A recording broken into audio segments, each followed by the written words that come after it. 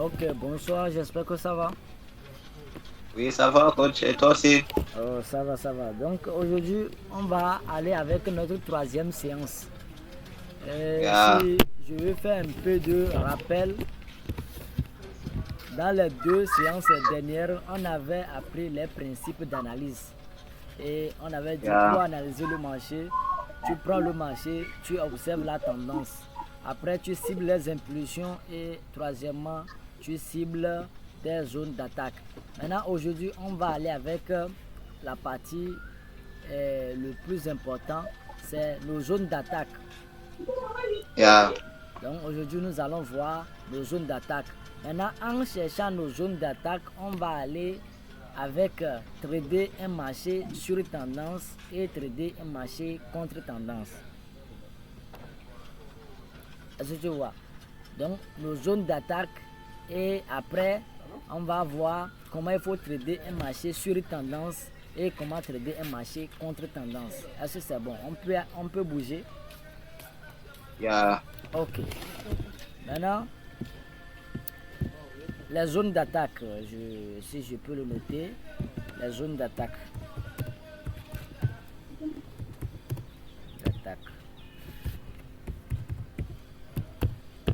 Donc les zones d'attaque. Maintenant, si nous prenons un marché comme ça, quelles sont alors nos zones d'attaque? Maintenant, commençons d'abord par les principes d'analyse. Pour analyser le marché, d'abord, il faut identifier la tendance. Par exemple, Attendant. je prends un marché à tendance haussière comme ça. Donc, ça, c'est la tendance que je suis en train de définir. Ici, je suis sur un marché à tendance haussière. Est-ce que tu vois? Yeah, Maintenant, yeah, je vois. ok. Maintenant, si je suis sur un marché à tendance haussière comme ça veut dire que j'ai identifié la tendance. Deuxièmement, il faut que je cible les impulsions. Donc, une Les impulsion. impulsions. Et sans oublier, une impulsion est caractérisée par la création d'un boss ou bien un choc. Donc Yeah, ici, là, yeah, on a un boss, et aussi on a un boss. Donc nous avons les impulsions. Mais l'impulsion qui me concerne plus, c'est le plus récent. Donc c'est ce yeah, c'est dernier là. ça. Ouais, c'est ça qui me concerne. Est-ce que tu vois? Yeah, Donc yeah, je vois. ça c'est nos deux points de la formation précédente. Identifier la tendance, cibler les impulsions et on va aller avec notre troisième point qui est les zones d'attaque. Maintenant, si nous sommes sur un marché comme ça, quel est notre point d'attaque? Quels sont nos points d'attaque? Et nos points d'attaque sont deux sur le marché. Un, si tu prends le dernier mouvement comme ça, la dernière impulsion comme ça, et que tu constates que le prix commence par descendre un peu comme ça, ce que tu vas faire premièrement, tu prends le retracement de Fibonacci, tu retraces du bas, comme c'est marché haussier, tu traces du bas vers le haut. Yeah, C'est-à-dire, tu vas voir, il y a le niveau 0 et le niveau 1. Le niveau 0, il faut que lui soit au niveau de là où le marché commence par se corriger tout récemment. Tu vois? yeah, Donc, si tu traces le retracement Fibonacci de la nouvelle impulsion comme ça, maintenant, tu vas venir récupérer la zone compris entre 0,50 et 0,618. Donc c'est ça que j'appelle souvent 0,50 0,62. Donc tu vas venir récupérer la zone là. Ça fait ça fait notre première zone. Et notre deuxième zone, c'est le niveau de support. L'impulsion qui a lancé le marché.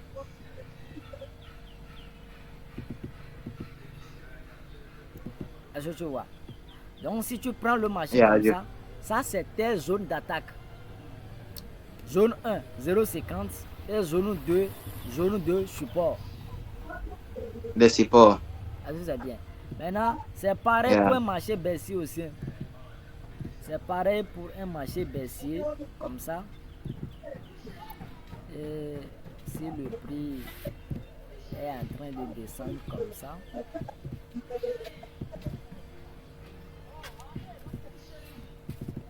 et il commence par descendre, qu'est-ce que je vais faire? D'abord, je identifie la tendance baissière, et l'impulsion qui me concerne, c'est la dernière impulsion, c'est ça ici. Tu vois, non? C'est yeah, la dernière impulsion qui me concerne. Donc, c'est ça que je vais utiliser maintenant pour retracer mon niveau. Donc je trace comme ça. Donc tu vas voir que c'est ici le prix commence par se corriger tout récemment. Donc tu vas voir que c'est ça qui est le niveau 0. Il y a le niveau 0 depuis ouais, pour bien tracer le retracement de Fibonacci, c'est ça le niveau 0. Et mes zones d'attaque sont la zone 0,50, 0,62. Ouais, non. La zone 0,50, 0,62 et la zone de résistance. Tu vois, non? Est-ce que tu vois? Donc ça veut dire que si je veux trader ce marché, alors mon première opportunité, il faut que le marché vienne ici comme ça et je rentre comme ça. Si je veux trader ici, je vais attendre que le prix vienne dans cette zone. Et si ça vient dans la zone là, je le prends comme ça. Est-ce que tu vois? Yeah. Ok. C'est ça l'importance de la zone d'attaque.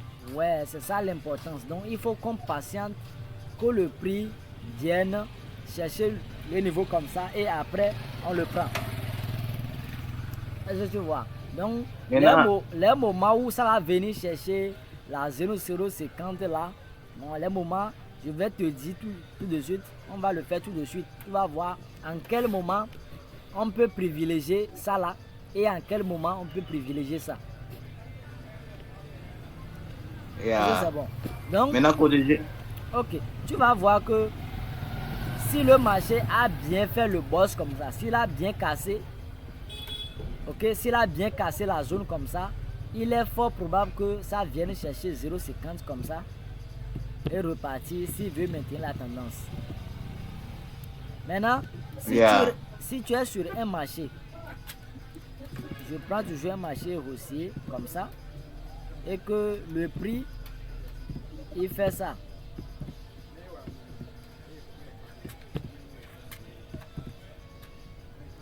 Donc au lieu de bien casser, il a légèrement cassé comme ça. Et il commence par descendre. Ok, si tu vois ces gens de marché, il est fort probable. Ça dit, tu vois le boss là c'est petit. Donc c'est tout juste après avoir cassé, il commence par retourner. Donc sur ces marchés, le prix, ok, si tu vois les marchés comme ça, les prendre au niveau 0,50 est risqué. Donc si tu vois les marchés comme ça, dans ta tête, il faut directement privilégier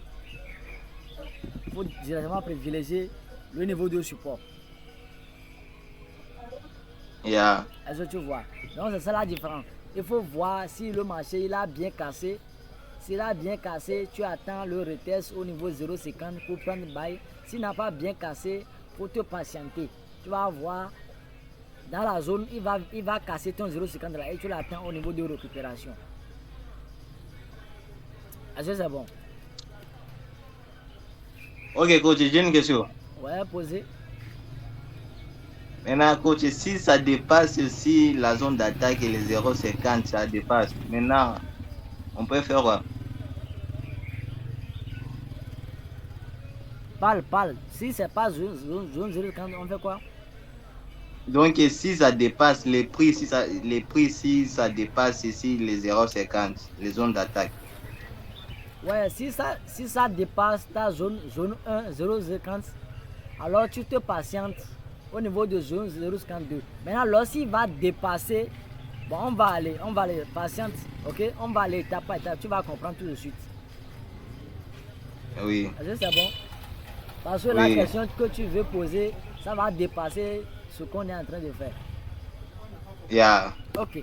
Maintenant, ce qu'on est en train de faire là, ça c'est ce qu'on appelle trader un marché sur tendance. C'est-à-dire, on est en train de suivre la même tendance. Si c'est haussier, il casse le haut, on trace 0,50, il vient, on prend, il casse encore le haut, on attend 0,50, on prend, il casse encore le haut, on attend 0,50 pour prendre. Ça c'est pour trader un marché sur tendance. Est-ce que c'est bien? Maintenant, à part ça, toutes les opportunités ne peuvent pas être sur tendance. Il y en aura les contre-tendances. Est-ce que tu vois? Oui, il y en aura les contre-tendances. Et contre-tendance, ça veut dire que le marché allait à la hausse comme ça. Allait à la hausse comme ça.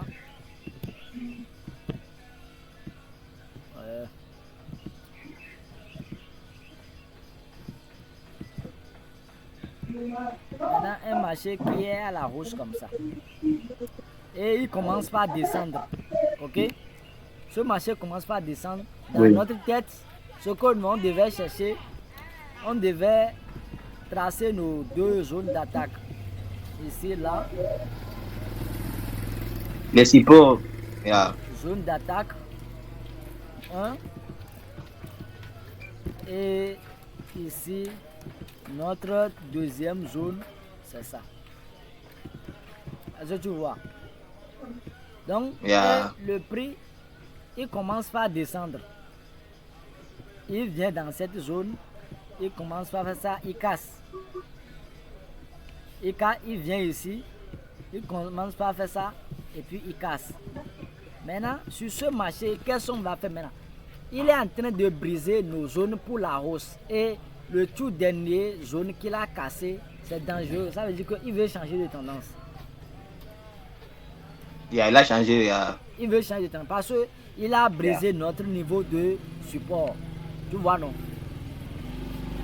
Il ne devait pas briser cette zone. Parce qu'un marché qui va aller à la hausse, ok, ça qui veut suivre tendance. S'il veut suivre tendance, s'il arrive ici, il devait continuer la hausse. Comme ça. La hausse. Donc ça, c'est notre dernière zone pour le trader sur tendance.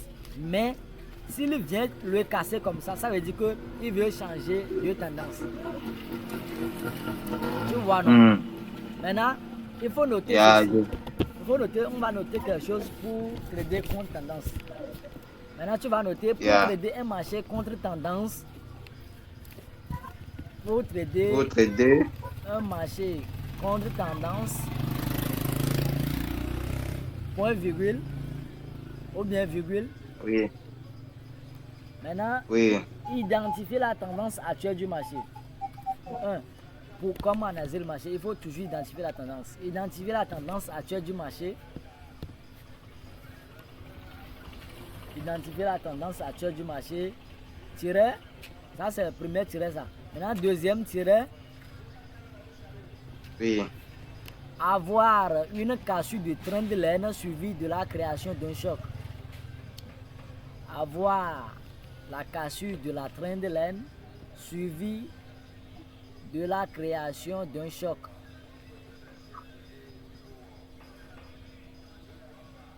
Avoir la cassure de la trend-line suivie de la création d'un choc.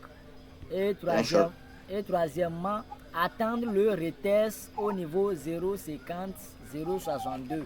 Attendre le retest au niveau 0,50, 0,62 du retracement Fibonacci.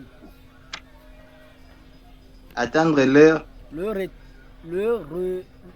Attendre le retest ou bien le retracement. Attendre le retest au niveau 0,50, 0,62 du retracement Fibonacci.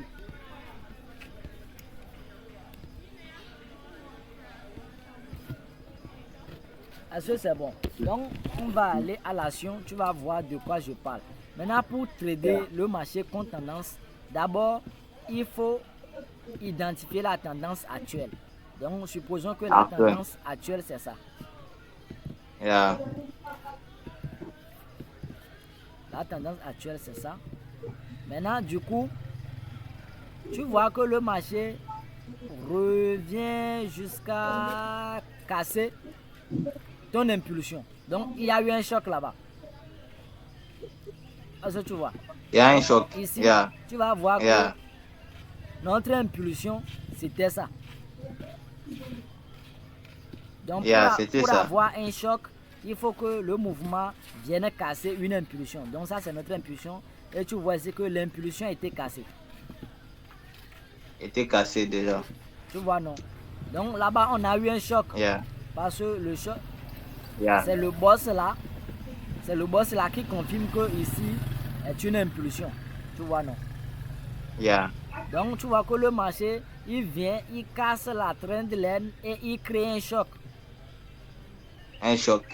Donc si tu vois un marché comme ça, il ne faut pas te précipiter. Ce que toi tu vas faire, il faut attendre le retest. Ça veut dire que le marché, lorsqu'il va comme ça, il va commencer par corriger. Il va commencer par corriger ça, c'est pour venir faire le retest. Et toi, tu vas gentiment prendre ton retracement.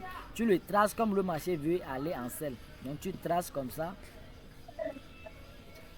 Et tu l'attends au niveau 0,50, 0,62 du retracement Fibonacci.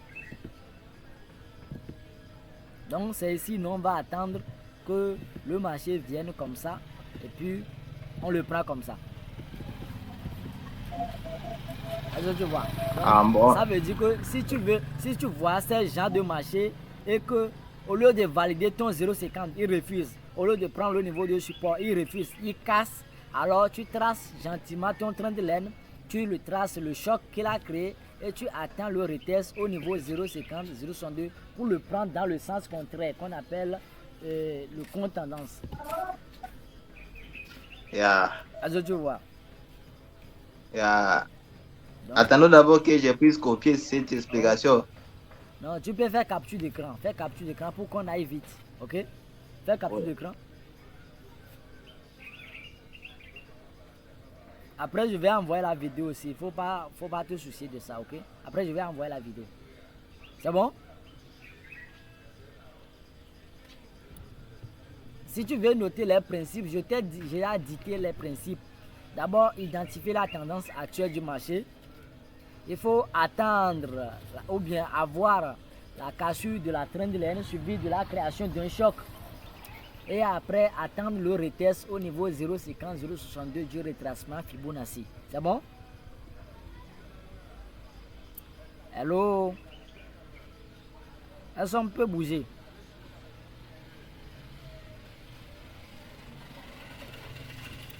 On peut bouger?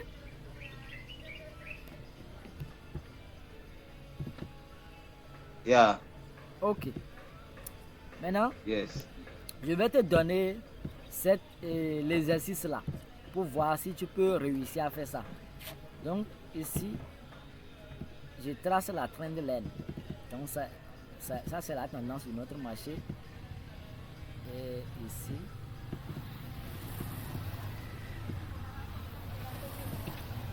je dessine mon marché.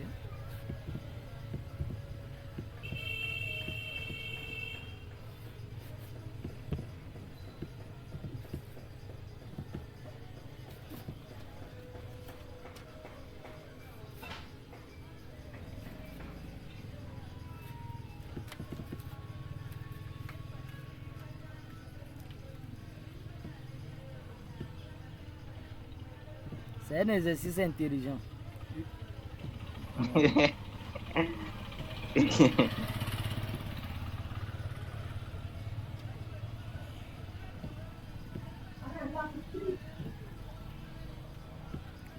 Ok. Je suis sur ce marché et je vois que c'est un marché à tendance haussière. Haussière. Et je vois que le prix est en train de casser la trend line. Est-ce que ça va aller à la baisse ou bien ça va aller à la hausse? Bon, selon les explications, tu m'as dit qu'il faut d'abord tracer notre support, l'impulsion. Okay. On les trace. Et les dernières impulsions qui vont nous intéresser beaucoup. Okay. Et on trace aussi notre boss. Maintenant, on va tracer notre zone d'attaque au niveau de notre là où le marché est en train de partir. C'est bon.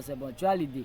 Maintenant, si ça casse la trend line seulement comme ça, c'est pas encore confirmé. Ok? C'est pas encore confirmé que ça va partir en selle. D'abord, il faut repérer tes niveaux. Donc, on a eu un boss ici. Et c'est ça qui confirme que ici là, c'est un niveau de support solide. C'est une impulsion. Est-ce que tu vois? Donc, ce qui veut dire que... Mais ça n'a pas encore cassé. Ouais, ce qui veut dire que lorsque le prix n'a pas pris notre 0,50, ça peut prendre ici, comme ça, et partir à la hausse. Donc, pour traiter ce marché, c'est ça, c'est ce qu'il faut attendre premièrement. Donc s'il vient casser, s'il casse maintenant, c'est en ce moment, ok, c'est en ce moment qu'on va attendre que le prix vienne chercher. Comme ça, on trace 0,50 et on le prenne comme ça. Donc ici, pour les indices qui étaient donnés, on voit que le prix n'a pas cassé la zone là. Donc, ce qu'on va prévoir, c'est de prévoir que le prix va continuer sa hausse comme ça. Le prix peut continuer. Ouais, c'est bon, tu as maîtrisé. C'est bien. Donc, ça, c'est comme ça on va analyser le marché. Donc, pour analyser le marché, donc tu vois qu'on est en train de finir avec les 3 étapes. Identifier la tendance du marché. Maintenant, deuxièmement, cibler les impulsions. Et troisièmement, à base des impulsions, on va trouver nos zones d'attaque qui sont la zone 0,50 et la zone de récupération. C'est la zone de récupération là qui a encore la zone de résistance ou bien support. Tu vois, non? Maintenant, si le marché, au lieu de venir chercher 0,50, il refuse. Au lieu de prendre le niveau de support ou résistance, il refuse et il casse la zone là. On va attendre le retest 0,50 pour le prendre au sens contraire. Donc, c'est propre. Maintenant, tu vas passer à l'action. Maintenant, tu vas partager ton écran et je vais voir comment tu peux commencer par me tracer les choses. Ok? Donc, partage ton